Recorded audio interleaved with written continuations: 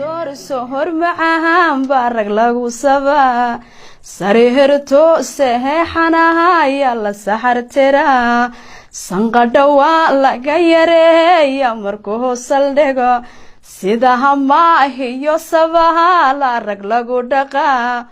subaxba wuxuu soo helahaa saakin lagu noqdaa qalloho caada ragta qariyo ha soo bandhigin